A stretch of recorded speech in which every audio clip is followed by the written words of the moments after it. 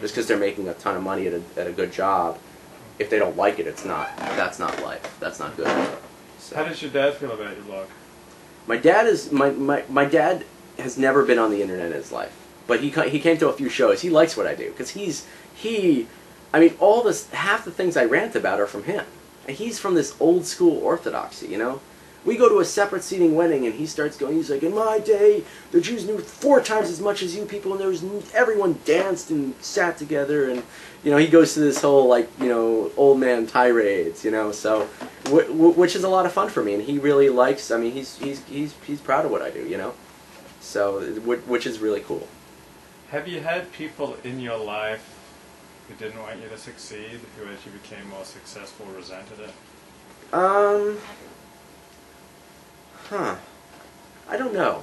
I'm not sure. I'm really not sure if that is something that exists so much. I definitely, you know, had a friend who was like telling me, you know, that I have to be less cynical and more friendly and more upbeat and whatever, but I don't think it was, you know, holding me to a higher responsibility, but I don't think it was anyone that didn't want me to succeed. I'm not sure if I've experienced that yet, people. Did you have to let anyone go from your life so that you could become what you're becoming? No, not at all. Thank God. That's a good point. I like that. No, if anything, I've met and I have so many more good, solid friendships. I mean, almost everyone who comes up to me who's an old friend says, "Man, you know," either they're like, "I really like your blog," or they have to say, "I never read your blog. I read it once," and I'm like, I don't care. I mean, you know, so, but I've met so many the people I'm staying by, I've never met in my life. I met them from my blog, and that's cool.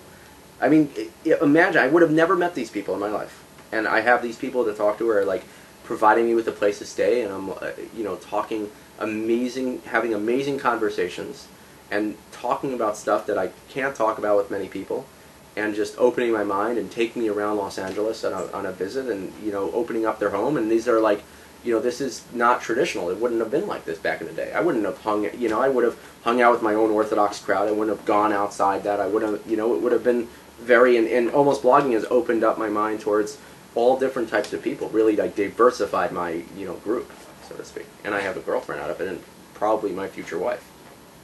So. Have you noticed jealousy from other bloggers? I don't know. I mean, there's definitely been some. There's a lot of loyalists, and there's a lot of people who definitely, like, are full of praise. And I mean, I've had a couple people take me off their blog rolls before. I don't really notice it unless it's Bad for Shidduchim took me off her blog roll because I don't know what I did to offend her, but that hurt because she was sending me like 20, 30 hits a day, which is, you know, not a big deal, but it's pretty good for a blog roll.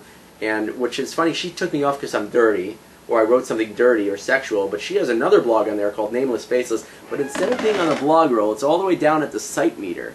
Look it up, badforshidduchim.wordpress.com. All her blogs are really clean, and at the bottom by her site meter, it has, she's nameless, faceless, which is not clean at all. So I think they might be split personalities, they might be, I don't know. I'm always trying to figure out who she is, you know, because I think because I've noticed a lot of the women bloggers, men bloggers too, but women bloggers, their blogs are like what they want to be, and they're not what they actually are. Because I have, you know, I can't say any names, but I've definitely met some bloggers in my day, and their blogs are completely alternative lifestyles alternative personalities from what they actually are. What tend to be the differences? They tend to be like, I'm so hot, I'm so sexy, I'm so cool, and they're not. I mean, on their blog or in real life? On their blog. Okay. On their blog. There's definitely been at least 3 that I can think of that were like that, and they're not. It's like very painful to you know discover things because we have this, you know, but you know they write in, you know, this or that or this. There's, you know, one that, you know, a girl I even personally know who I'm friendly with wrote, and it was like called Sexy something something something, and she's not like that, you know. She's not a bad looking girl, but she's definitely not as extreme as she was making herself out to be. How do you find people in Orthodox life who know of your blog react to you? What are the ways it tends to break down? I mean, there's the guy who came up to me in Nagila Pizza on Friday afternoon who sat down. Are you Heshy Fried? Oh my God, let me tell you. This guy was like a 60-year-old man, an engineer at Boeing. This guy was going nuts for 30 minutes straight. He wouldn't let me eat. he came to my show. And he was laughing his ass off, which was good. But his reaction was like, wow, holy. His reaction was like the ultimate of like, not only am I a fan, I got stuff for you to talk about. I watch every one of your videos, and I think you're really smart. And he's also in a level where he's older, and it's nice to know. I have the like, hey, Frum Satire, you rock, man. The like casual, they walk away, but they say something. I had someone ask me for my autograph in a restaurant in Brooklyn, and then the bad reactions don't come from people; they come from their friends. Like my friend, I was going to eat at this girl's house, and she was like, "But just be aware that my husband really, really, really disagrees with you and thinks you're terrible." But there aren't people coming up to me and saying, "I hate you." It's not like that. If they find out what I do, sometimes they're like, "Oh, you're that guy," but they never really. I wish there was more, not confrontational, but more of a like, let's talk about this. Honesty. Why? Honesty, more. I mean, I don't get as much hate mail as you do, probably. I don't get that much hate mail. I get if I get one hate mail a week, it's a lot. Hateful comments on YouTube and on Facebook and on my blog, yes, but that's easy. You know, I had the opportunity actually to take part in a conference on Jewish ethics last week at Twitter headquarters. I got to go to Twitter. I filmed a little video there, and Del Harvey was on the panel with me. You know who she is? No. She's To Catch a Predator.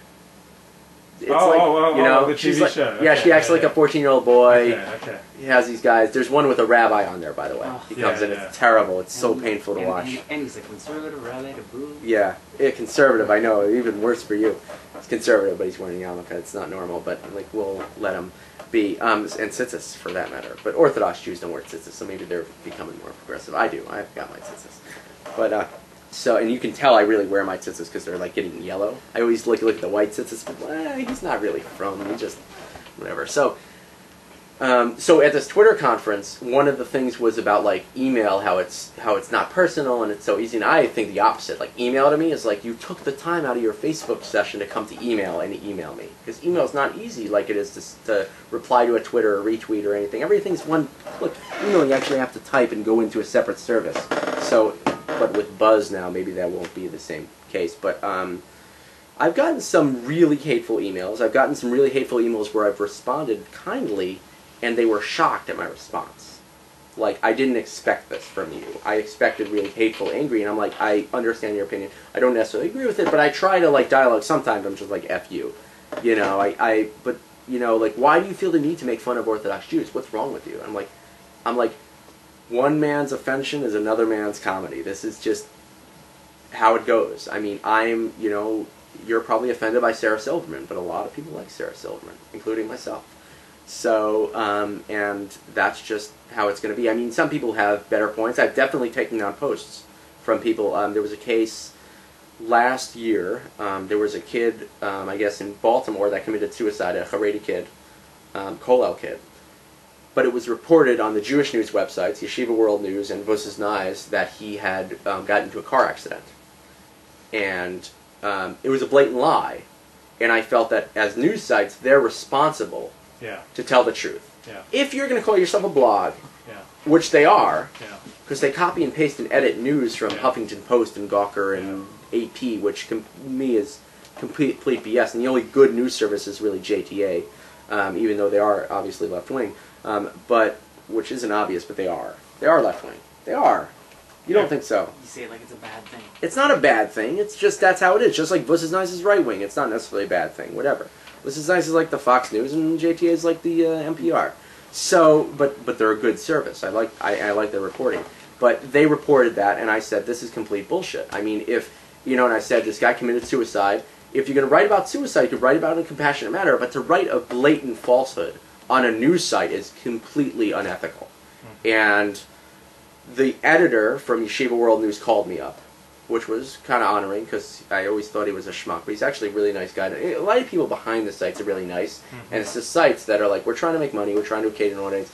Really nice guy that's Eckstein, and a lot of people didn't agree with me, but he called me up, he said, you know, we know it's a suicide, but we felt that to honor the family, you know, and they knew, he's Hatzalah, and they knew that it was a suicide before the family knew it was a suicide. So they felt that the family shouldn't learn about